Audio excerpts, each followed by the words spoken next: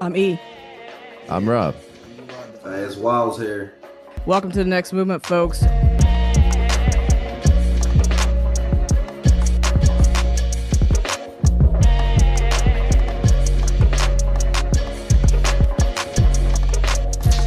Made a name for myself as if I'm Steve Powers. Now I'm on your TV screen each hour.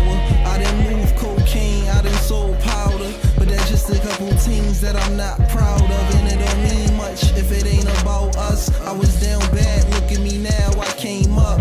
And on my day ones, I'll never change up. We could link up wherever, whether car, train, or bus.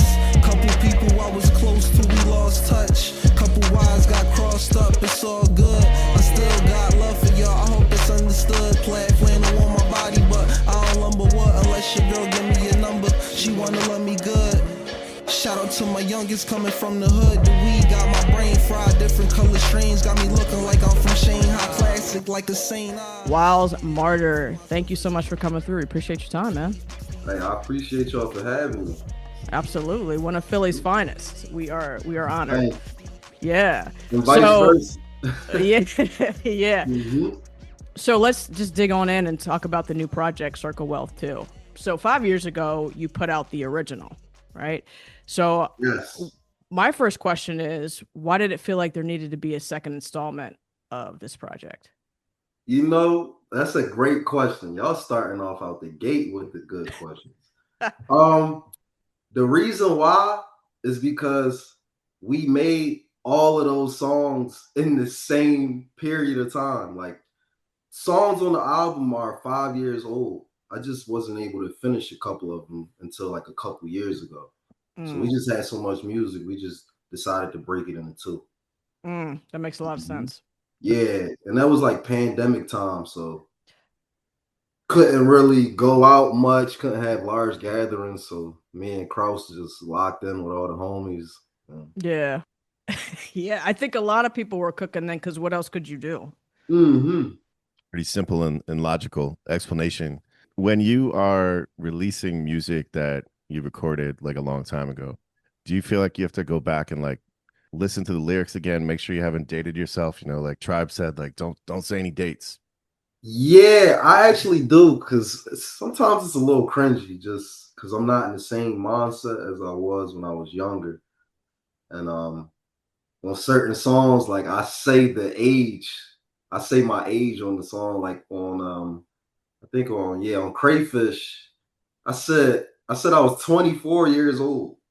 I'm 29 now, so it's like it's cool though because it also lets me know like that the music is timeless. Like we haven't got tired of it, like hearing it after so much amount of time has went past. So Mm. yeah. Did you end up having to re-record any of those vocals, or you just used it all like the way it was? Nah, only thing I had to re-record was my verse on Panoramic Views, just because some things happened, like at Milk Boy, one of the engineers, Justin Miller, he moved to LA. So we weren't able to get the proper stems for that track. So I had to re-record it with my youngin. His name is Tanner. And it was a blessing in disguise because he actually used to study under Justin when he was working at Milk Boy. So he was able to match the sound like perfectly. So that was the only song that I had to redo. I'm glad you mentioned Justin because I had a question about how y'all linked. So it sounds like did he work at Milk Boy? Did he own that? Did he own a piece of that?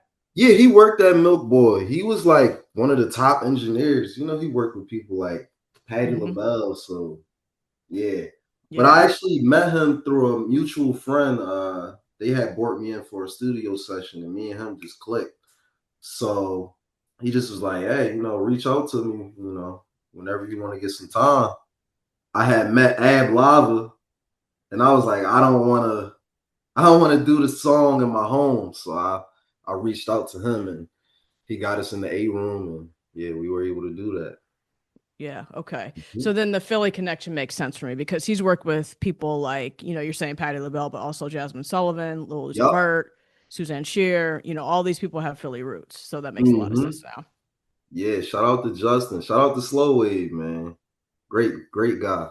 Speaking of Philly, the city's essence is very much a part of Circa Wealth too. I mean, from the album art to the folks you've worked with on the project to the topics you cover, it all just feels so much like Philly. Thank you. And I've heard the city's essence on other projects that you've done, but Mhm. I'm wondering generally, why does it feel important for you to carry the city with you in the way that you do when you're creating art?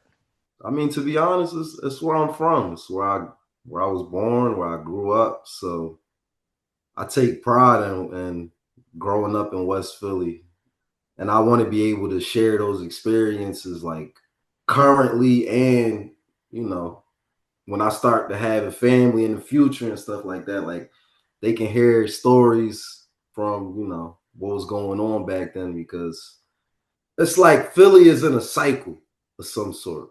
You know what I'm Mm, saying? So it's like I encapsulate the feeling of it, but I'm also at the same time breaking out of the cycle of like how Philly artists work, with mm, like incarceration. A lot of great Philly artists, go through those things. So it's like yeah, absolutely. just breaking the mold, but also paying respect to what Philly is about.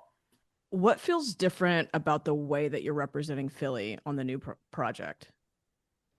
Dang, that's a great question. I'm gonna go with the production. Honestly, like you don't really hear many Philly artists going over a lot of the beats that I chose for the albums. It's like a lot of the style is like it's a more progressive style of production. Like it's just not play the beat out the car rap no more. You know what I'm Mm, saying? It's real songs, real concepts. Not to say that they weren't doing that, but it's like just bringing something more fresh and new to the table, like with the production wise. yeah. Hmm. I really hear Philly, not just in the lyrics and what you're talking about, but in you and like your flow and your voice. It's reminiscent to me of like the sort of pinnacle of Philly hip hop from like the late '90s and early 2000s. Artists like Beanie and State Prop and major figures, and it's not just because you have Ab Live featured on the project. How conscious are you of the sort of lineage of Philly hip hop, and do you feel some type of responsibility to like keep that spirit alive in the music? Yeah, I'm very aware, and it's a lot of purpose behind to what I'm doing because I've interacted with a lot of those dudes. So Mm. it's kind of like nobody passed me the torch. I had to make a name for myself. I've been in the studio with Petey before. I met Oskino, like a lot of these dudes have, even if it was a brief amount of time, like they gave me jewels. Even Freeway Son was my young boy. So I talked to Freeway early on the phone before I even thought about rapping. Mm. So it kind of just happened for me in a sense, like just living my life and being aware of certain people that was, involved in the Philadelphia rap scene. Because I loved it growing up. I loved it. Songs like Flip Side when they came out, man, summer camp was different. Yeah. These kids will never understand. There's a lot of great music. So I just feel like I gotta do my due diligence and pay respect to that, even though I am doing my own thing. To that end, like doing your own thing. I was at a show this week and heard Reek Hella Smoke for the first time. Incredible. Yeah, He had Waffle with him. Also, the first time I heard him, also incredible. And I've been listening to your music this week, and all of this has reminded me just how many talented artists are here in Philly. And it's just a matter of like getting names out, right? Getting people to listen. And I'm wondering for you, like, what's been the biggest barrier in this regard when it comes to like getting your music out there, getting your name out there? I would say like my biggest barrier is just doing my best to stay consistent. Like just not get distracted with like no matter what's going on in life.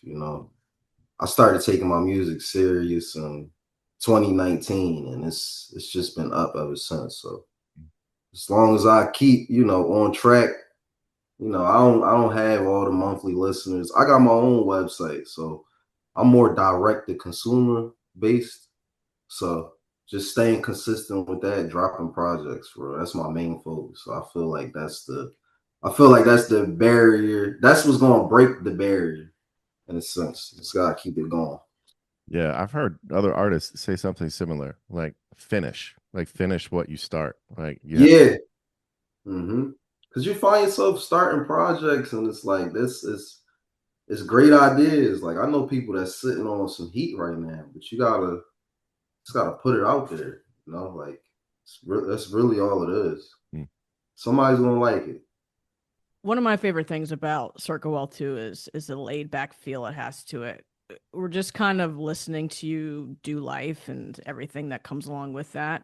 So when you were creating these tracks 5 years ago, did the process feel effortless for you, especially considering the time that you were creating these songs?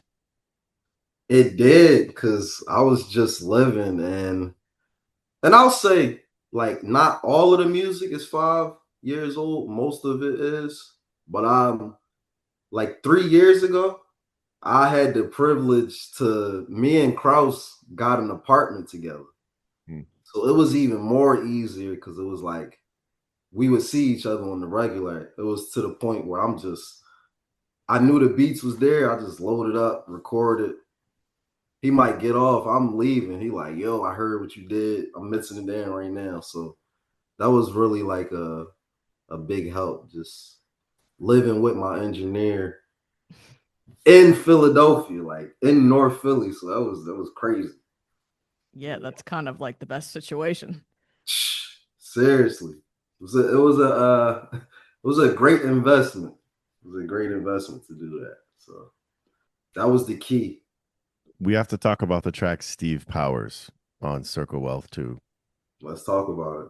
For those who don't know, Steve Powers, aka Espo, is a graffiti writer from Philly who's become pretty well known as a studio artist.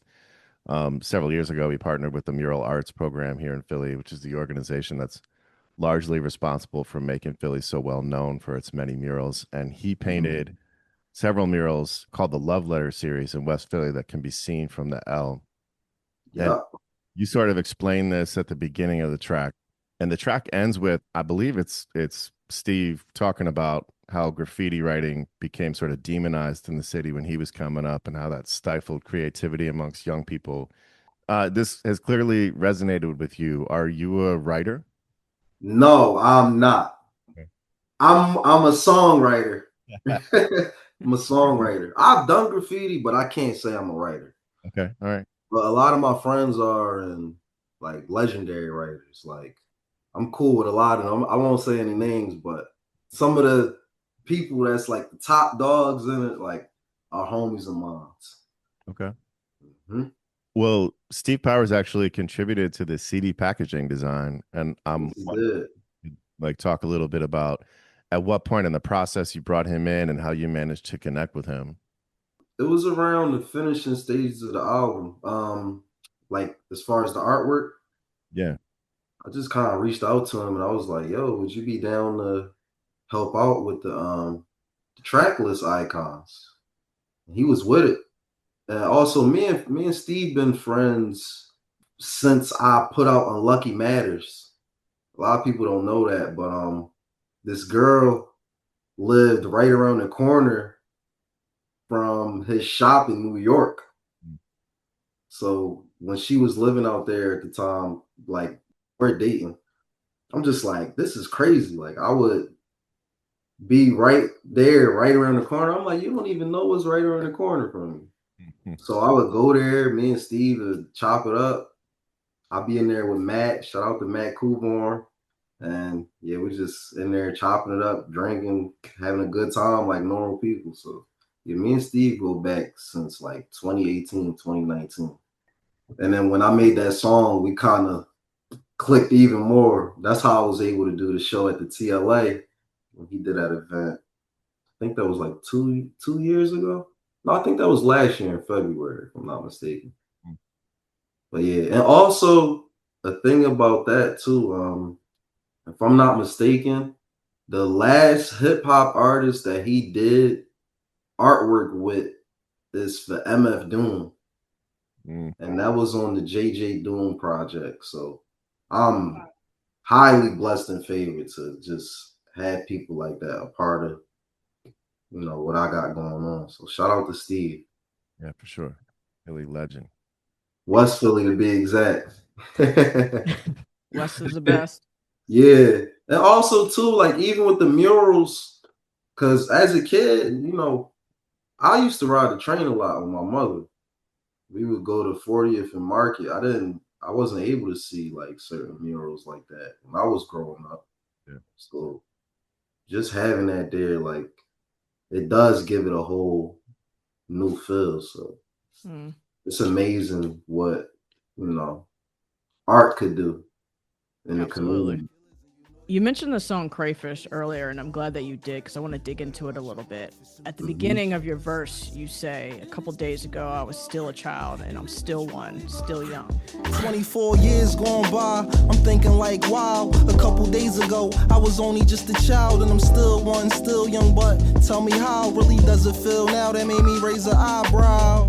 It's like watching the harvest. I'm far from a starving artist. This is more of a true calling, and that's only cause the news stay frauding about what's really going on. But you know politics, stay campaigning false promises. I don't think they even know themselves who to be honest with. Go take some time and sit with yourselves, cause every day I hear somebody say we living in hell. Success is best, especially when it's people wishing you fell. Would end up dead or sitting in jail. From the flip of a scale to the pitch of a cell, they sent the K9s in to try to sniff out the smell. One dog caught a whiff in the hell. That was it. This can't be life. It gotta be more than this.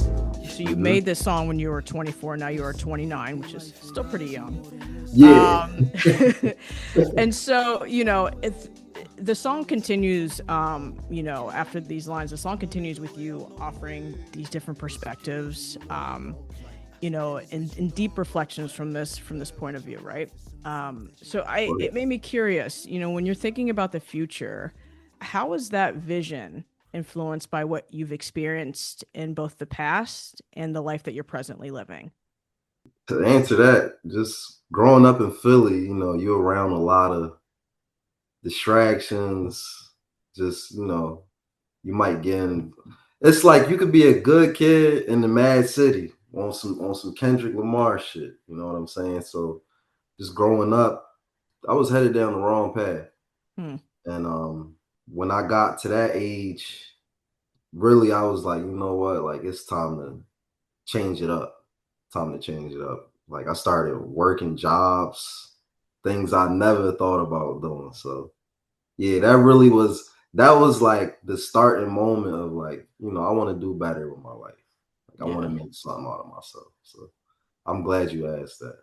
Yeah. And also, just like you said, giving perspectives on certain outcomes for people just growing up in environments like that. Absolutely. Yeah. But I wouldn't change it for anything. It taught me a lot. Just taught me how to move as a person. But I'm happy with myself that I made the decision to want to be better, because a lot of people I know growing up, have passed, went to jail, just maybe drug addictions, just a lot of negative results. So happy I was able to change my situation up. Yeah, unfortunately, not everybody has that opportunity. Not at all. So another thing that you're doing throughout Circa Wealth too is examining relationships, right? So like, for example, on Panoramic Views, you seemingly are telling cautionary tales about disingenuous people who pretend like they have your back, but don't truly want the best for you. And I imagine that you have to really have good discernment when you're navigating this as a creative. And so I'm wondering about what process you go through to vet folks. When somebody's asking to work with you or just simply trying to build community, how do you know that they're for real? How do they have to show up in order for you to trust them? I mean, I study body language. Like, I read about emotional intelligence. I can easily tell when somebody's ingenuine. just looking in somebody's eyes, like really to tell you everything you need to know. So, Yeah. and also my parents are a lot older. Like my dad's in his 70s. My mother is going on 70. So I was raised by people that's like that could be, you know, other people's grandparents. That's my age. So just having them around, just being raised old fashioned also too is definitely helped with that.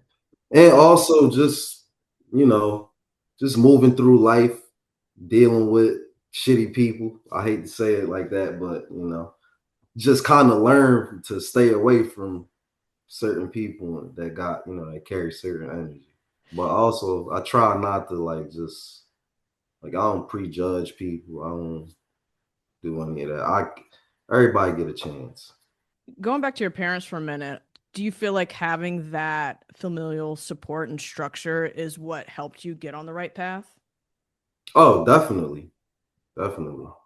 Shit, my parents don't even really like rap music. Like my dad does, but I know it's even hard for him to hear some of the stuff that I said. So Mm, yeah, you know, just older people.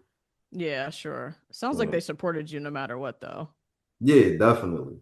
Definitely. Maybe not in the ways that I wanted, but they definitely always had my back. I will say that. I'm grateful for that. I'm doubting my pronunciation here, so I might need your help. Opal Sayas? Opelousas. Thank you.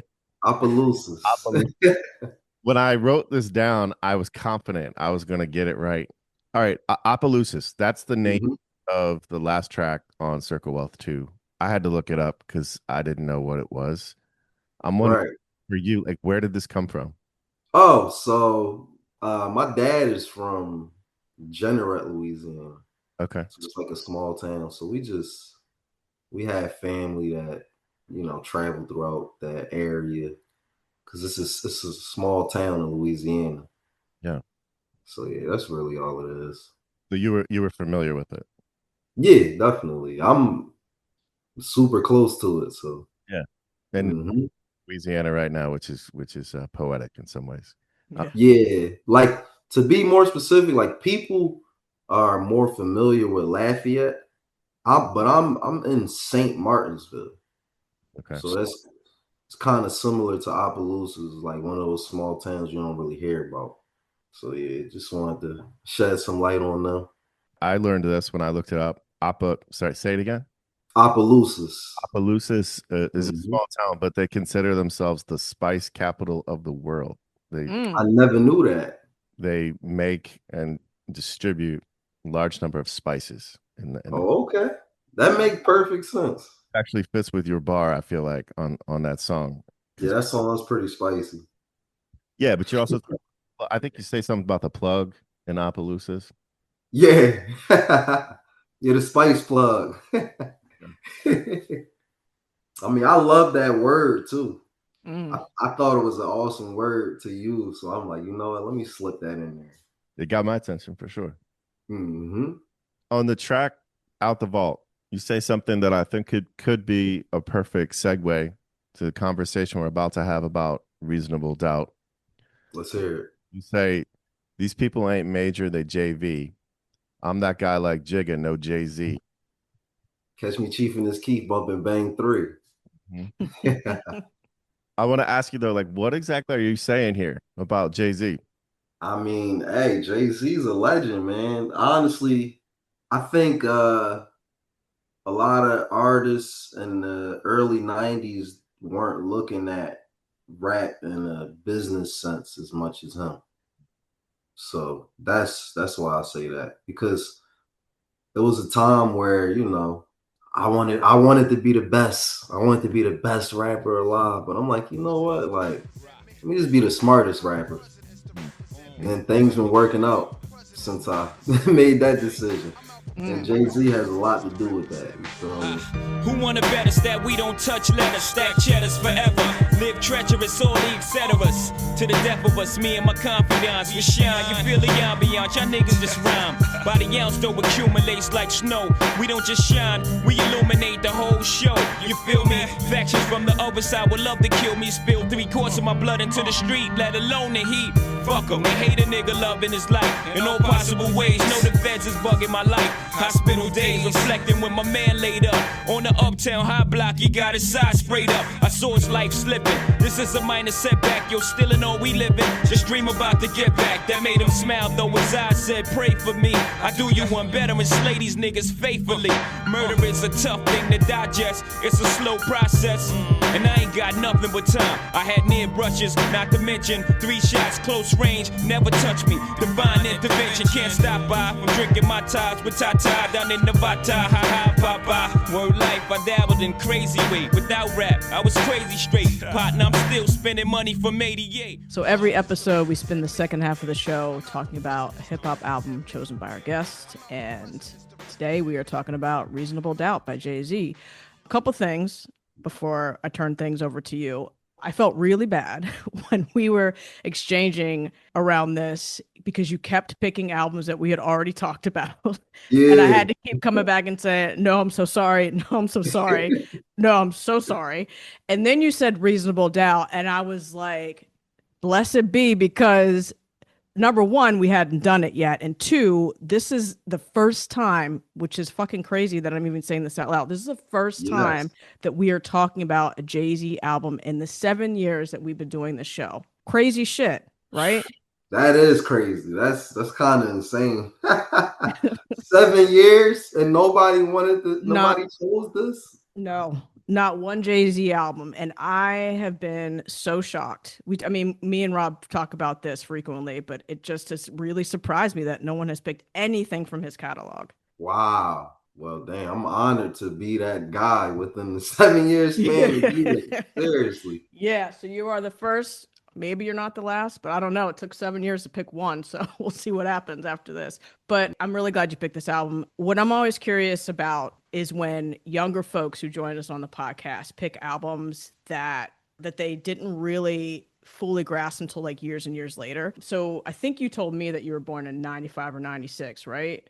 Yeah, 96. So we were talking about that. You made me feel really old, but also I was just like, wow. So I guess my first question is like, when did you discover this album? Like, how old were you? How did you come across it? I'll say I always knew about the album, but I can't say I really discovered it until about, let me see, I think that was like 2014, if I'm not mistaken. I was with one of my old heads when I was in Virginia, and we riding around, and he just was like a big Jay-Z fan. Like he just like, yo, hold this, hold that. Like he put me on the Reasonable Doubt, because I always was like Nas, Illmatic. But then I got older and I was just like, having certain experiences. So when he played it, I was like, my eyes kind of just lit up, and I was like, I get it now. Like I completely get it. So yeah, around that time is when I truly discovered Reasonable Doubt. You were in the car, right? Is that what you? That's so funny. So I was watching the documentary that they did on Reasonable Doubt, and Premier was on there because obviously he contributed to this, but he was just saying about like how much these tracks like bang in the car, and he was basically was like, that's my sniff test, right? Like that's how I know the music is good. Like if it sounds good in the car, he was just like, I know it's good. And so this is definitely one of those albums for me as well. Like it's so good, and it's even better when you're listening to it in the car. It really is. It really is, because you could see some of the stuff he's talking about like firsthand. Countless spins in the whip, like countless, front to back, wrapping up with friends, like, oh man, classic. Yeah. I have to admit that when I was a kid, well, that's not what I'm admitting. But when I was a kid, we heard you, Rob. We heard you. when I was a kid, my parents are very like conservative Christian, so I grew up in a pretty conservative household, and a lot of the music I acquired, I tried to get the edited version, right? So less explicit. And so I had the edited version of Reasonable Doubt. It wasn't until this week that I actually knew what they were saying on the hook for Brooklyn's Finest. Oh yeah. Jay-Z, Biggie Smalls make you shit your drawers. Yeah, you never heard that? That line make you shit your. I had never heard the version I had. Just it was silence when that. Oh shit. Okay. I always thought there was just a pause there. Like that's just how they recorded it. I also have this experience. I was curious. I was going to ask you like how they edited it because I also had the same experience as Rob. While so like my mom was very religious, I had to get the edited version or I had to sneak and get the explicit version and hide it. So it either went one or two ways. If you had the edited version, it would either bleep it out and it would sound like shit.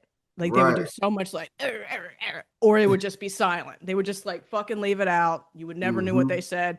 So yeah, I was curious like what that was if they just bleeped it out. But you're saying they just cut it completely out. Silence, yeah. And I always thought just the beat. Yeah. It was. I might need that. I might need to hear that.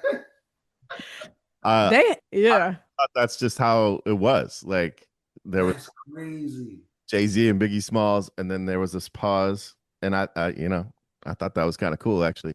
And then I listened to it this week, and I was like, which tells you how long it's been since I've listened to this album. Like it's been a long time. And I really enjoyed listening to it this week and being reminded, like, why did I like this so much? Oh yeah, that's why. It's fucking great.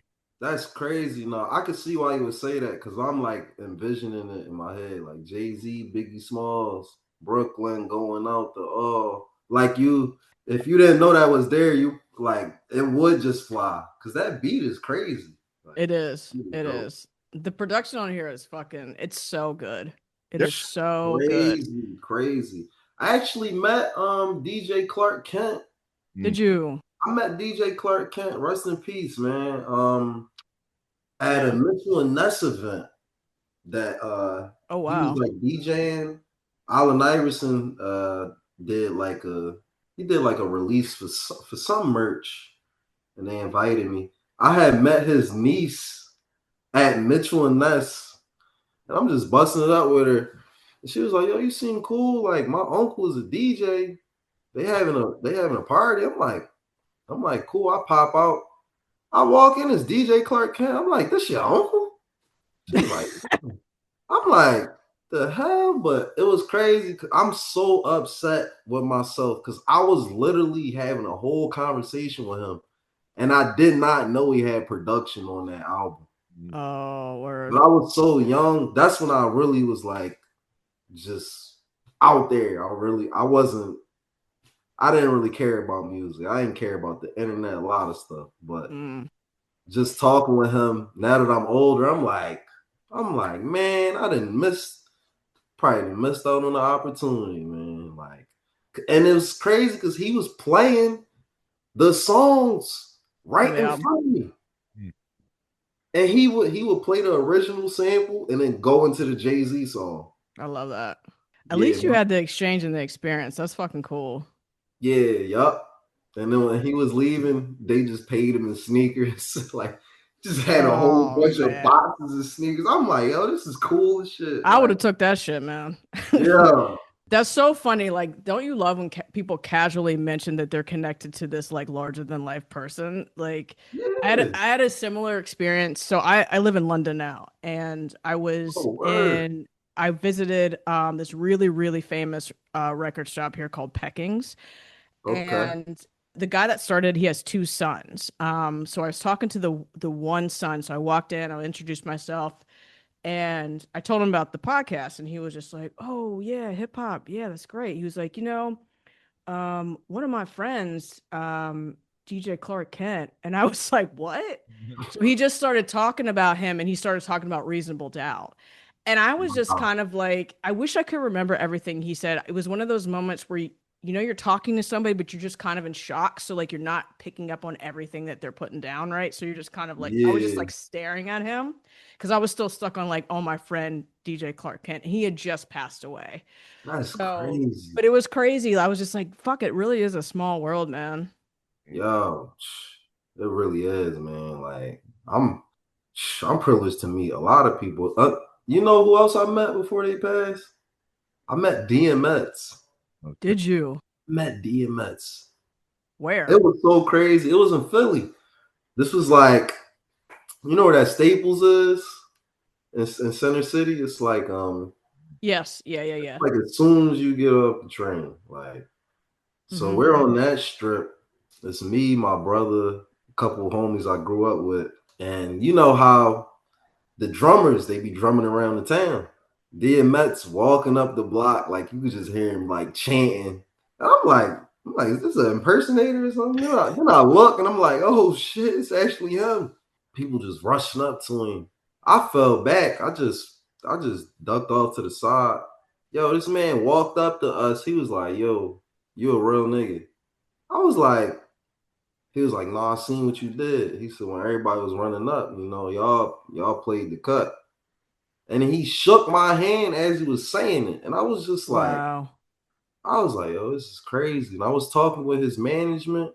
Look, I potentially probably was going to work with him eventually, but they didn't like kind of follow up with me. But I wasn't taking my stuff serious at that time. So I'm pretty sure that had a lot to do with it. But yeah, that was a crazy experience, man. Rest in peace to DMX too. Yeah, man. My apologies to Jay-Z for bringing up DMX during the Reasonable Doubt. Nah, I think he'd approve. Yeah, all right. He'd be all right. Yeah. Now Legends, man. Legends.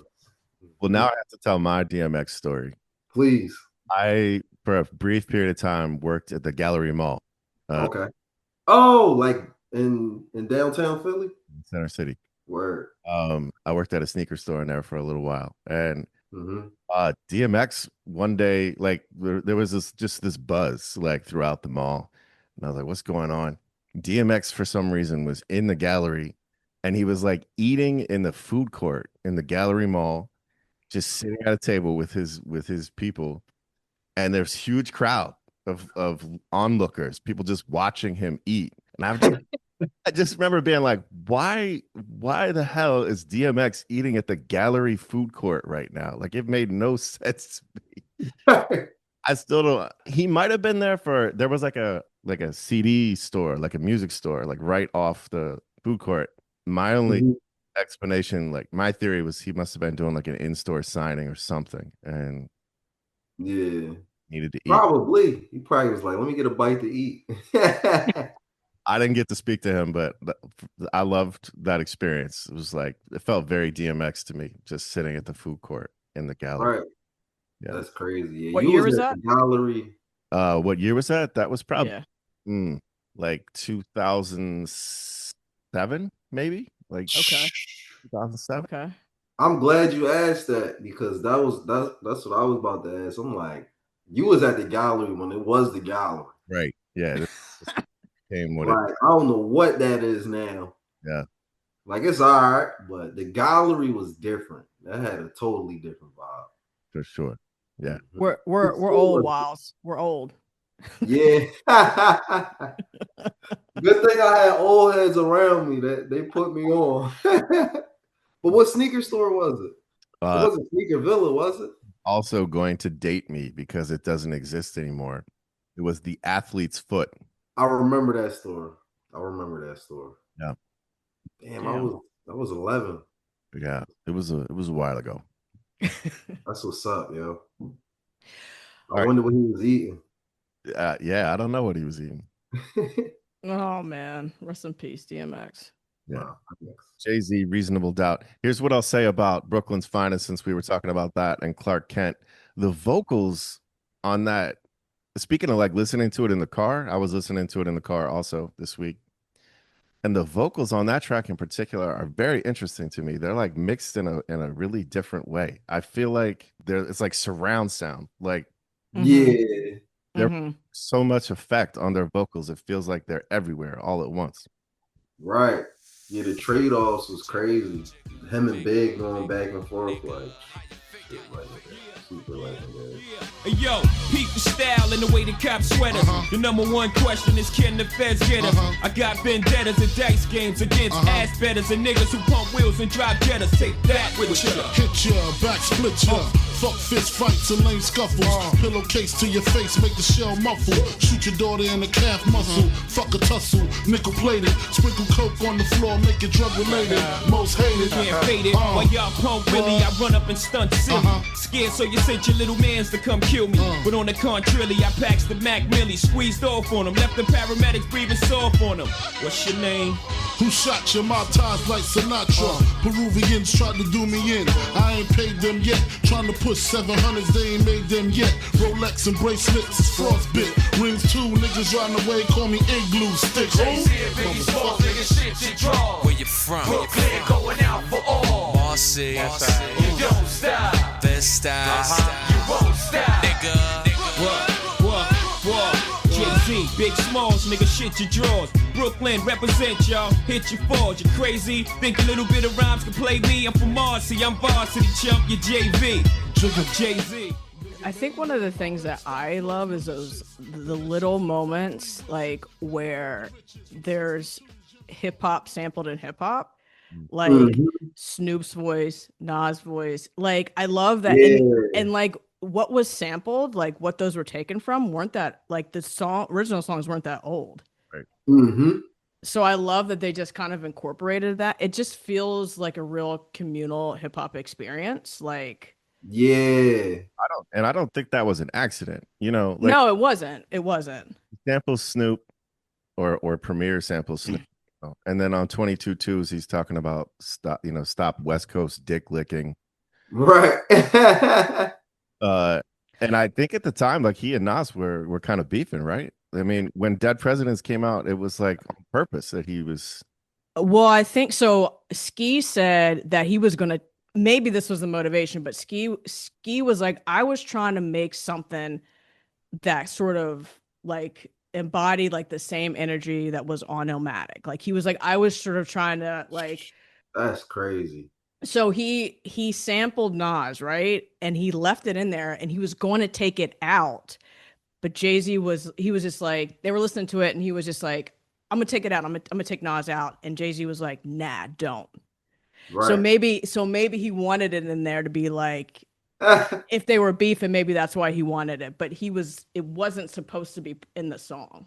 Yeah. Yo, you know it's funny. Right after you said that, when you moved over, it was Jay-Z grinning in the back.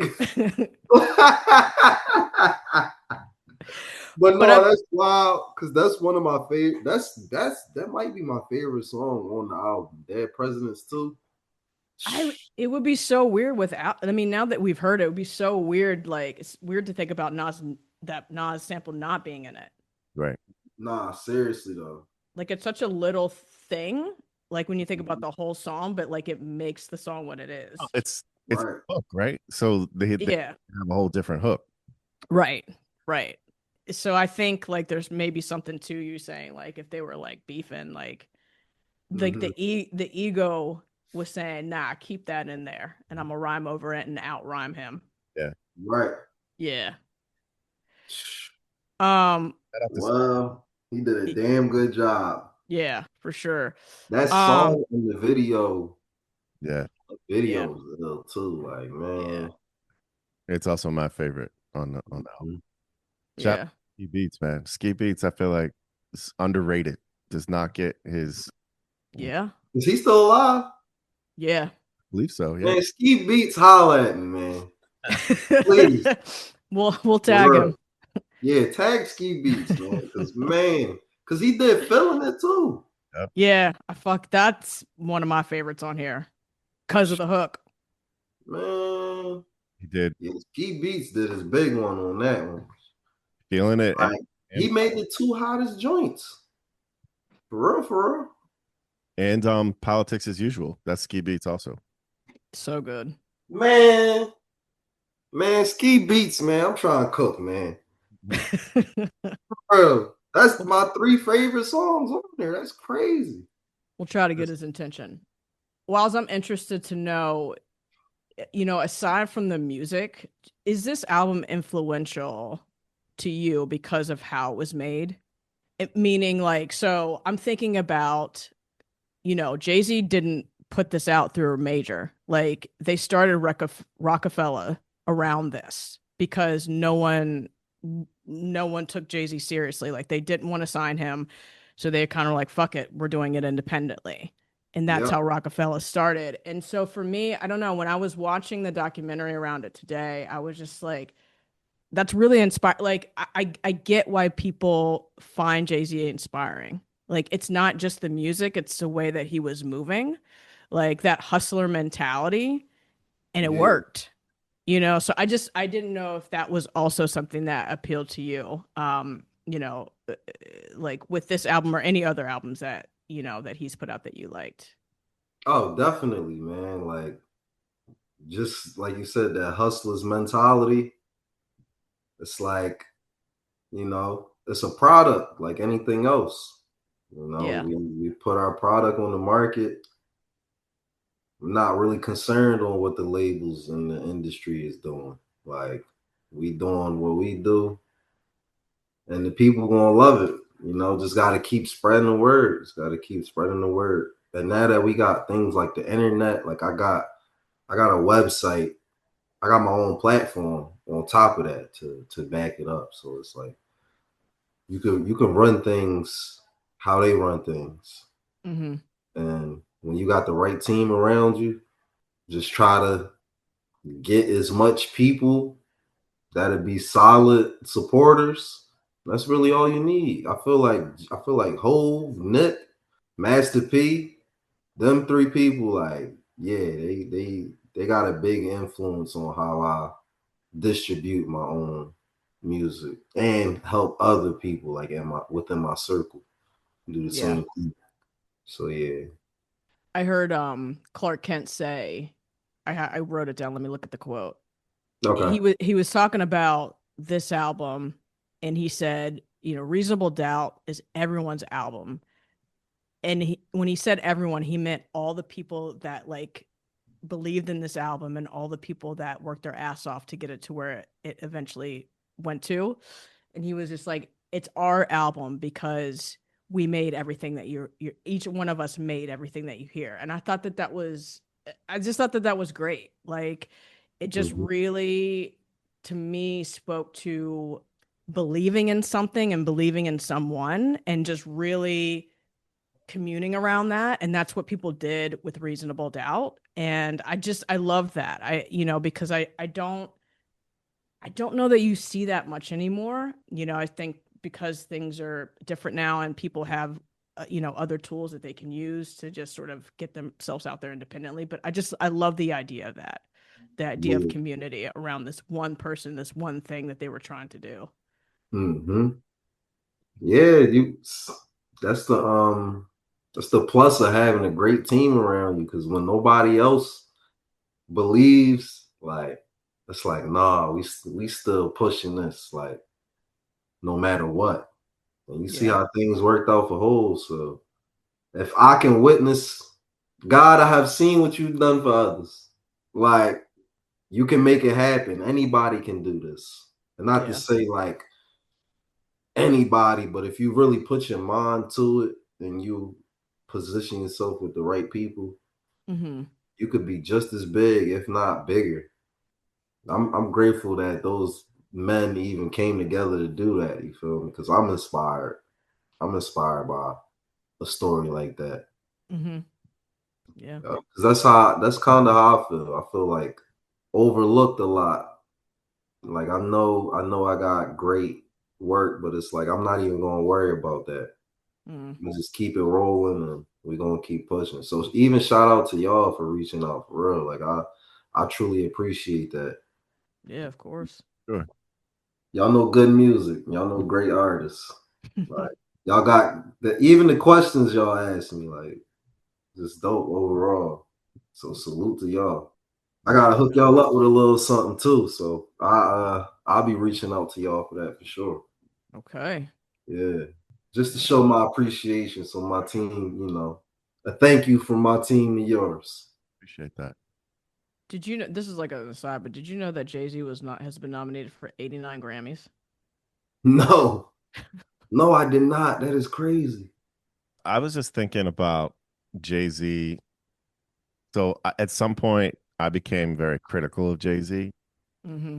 Yeah. some point in his career, it seemed pretty clear to me that he was only interested in like staying on the radio for financial gain, which, you know, I guess you can't be too mad at that. But just now I'm thinking about like what's happening now. Like there's no rap songs on the top 40 charts right now for like the first time in years. Yeah. Like is this Jay-Z can't be Jay-Z if there were no charts at that time. Like if hip rap is not in the charts, you don't have Jay-Z the way that he is now. Right. Yeah, well, that's a fact. And he was getting them Neptunes beats too. So I know that had a lot to do with that as well. Like the joints he was doing with Pharrell, the visuals behind it, Yeah. crazy. But I seen an interview where Danny Brown was talking about like that recently.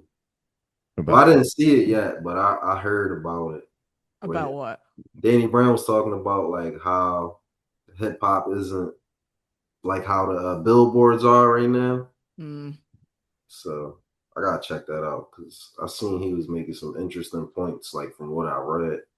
I heard one clip of that interview, or saw a clip, or saw an excerpt from that where he just, yeah, the hottest shit was never on the charts anyway. So yeah, true. Exactly. So hey, I'm cool with it. Yeah, and it doesn't validate. It does not determine the value of something. Right. Yeah, not at all. Like, didn't Tupac have his own like chart once upon a time? I think he had his own like music chart. Like he rank or rate like music that was out. Yes. Okay. Yeah. Like I feel like we should take it back to that. Like somebody make another chart. Like, well, I feel like people do. They all do. The time. Too many. There's so many right. charts. Yeah. Maybe not make another chart. If I see one more fucking best 50 best fucking rappers or whatever the fuck, because they're always so terrible, man. God. No, yeah. I think there are like a couple of like bigger hip hop like outlets that keep an active list. Like they'll tell you like, here are the top 20 songs this week or whatever. Yeah. But yeah, that stuff is always so like subjective, you know. Yeah. Then it's like politics behind it that we not seeing. Right. And it's all tied to capitalism. All of that shit. Right. Yeah, I'm like, good on that shit. Like Rob said, they were necessary back then. Facts. Hey, shit. You know what? Hashtag fuck the charts. Yeah. There you go. That's what I'm on. Let's start hashtagging that. Well, Wiles, thank you for ending the Jay-Z dry spell. Oh yeah, no problem. Great album, great conversation. I'm glad we got to finally talk about Jay-Z. And thank you. I got a question for you though. Yeah, let's hear it. Did anybody do Reasonable Drought? Nope. By Stove God Cooks? Nope. All right, well, yeah. If I come back, I'm gonna follow up with that one. Okay. Yeah. I feel like it's only right. Yeah. Yeah. It's yours. I'm gonna put that on layaway then. So next time. I call dibs on that. Okay, we got you. No one else can claim it. You heard it. Well, congratulations on Circa Wealth too. We know you got a big performance tonight in New Orleans with Akai. Hope that goes well. Is there anything you want people to know about the new project? You want to do any like promo stuff? Just so the folks know how to reach you, how to buy your merch. Yeah, so go to wilesworldweb.com. That's spelled WILES World Web. Click enter. I got you bots then, so you can't go nowhere else on the site. It's the Circa Wealth 2 page only. So y'all see all the media for that. I'll actually add this interview on there too, and appreciate it's that. a part of like the media rollout. And the things that I do want people to know on the front cover. So this is the CD right here. Beautiful. And this is the disc. Nice. So shout out to Chop. The text. Yeah, shout out to Chop the Head. So look, You see the symbol right there, right? Yeah. That's originally what it was. You can't really see it, but it's an outline of the skyline. Oh, okay. I could, yeah. Yeah. Oh, word, yeah. So this symbol was drawn by the same person that designed the current $100 bill and $50 bill. Yeah. It's this dude named Brian Thompson. Okay. So he drew the original symbol, and then I got chopped to fill the inside in. So with the skyline of Philly. So for people who people listening, what we're talking about, because they're not going to be able to see, we're just doing the art. But for people listening, what we're talking about is the cover image for Circa Wealth 2. It's dollar sign put together. Yeah, it's like a 2, yeah. number 2, and a dollar sign combined. Yeah. Yeah, and then this is the Manila envelope edition, because on the back you can see how it's like the yeah, it's like a crinkle on the top. Yeah, that's cool. Is Brian Thompson from Philly? Nah, I have no idea where Brian Thompson is from. If I'm not mistaken, I think Washington, but don't quote me on that. I think he's from DC. Shout out to him, man, because when I reached out to him, I was not expecting somebody his status to even hit me back, but we chopped it up, had a great conversation. So big shots out to him. That's cool though. Yep. And I got some alternate artwork coming. So I won't say too much about that, but it'll be out either by the end of this year or early next year. So I'm gonna put an alternate version out for everybody. It might have a bonus track on there with a special guest, it might not. So yeah. Just gotta wait and find out. Yeah, it's more. I got a lot more in stores for this rollout. Okay, looking forward to it. Yep. All right, Wiles, so thank you again. We really appreciate your time and appreciate you. Yeah, no problem. I appreciate you as well. Like, shout out to the Next Movement podcast. You heard Wiles. This is the Next Movement podcast. Thanks for listening. We appreciate all of you. Peace. Look, panoramic views of the city. I just hope they don't do me like I'm Nipsey. And every youngin' ride with a 30, so I'm riding around Philly with a 50. A lot of people saying they a homie, though I know some folks really out to get me. Better watch Brody in your circle, cause most these niggas, they be moving shifty. Panoramic views, cinematic cues. If I risk it all, what do I really have to lose? They tried to box me in as if I'm living in the cube, but I be busy on the move. My girl is pretty as a muse. If I died today, would they put me on the news? And what picture would they use? Probably try and hurt my image and label me a savage. They gon' say I was a menace, so I'ma turn the tables in my favor like it's tennis. Finally forensics, they found his body lying in the trenches. Got caught without that iron, left defenseless. The way these youngins dying, really senseless. And ain't nobody testifying when the judge tried him with a sentence, cause his homies gon' avenge him. They left it in the street, ain't no snitching to police. When it's beef, they address it. It get deeper than expected, shame his family, neglect them. All somebody had to do was point them in the right direction. Panoramic views of the city, I just hope they don't do me like I'm Nipsey. And every youngin' ride with a 30, so I'm riding around Philly with a 50.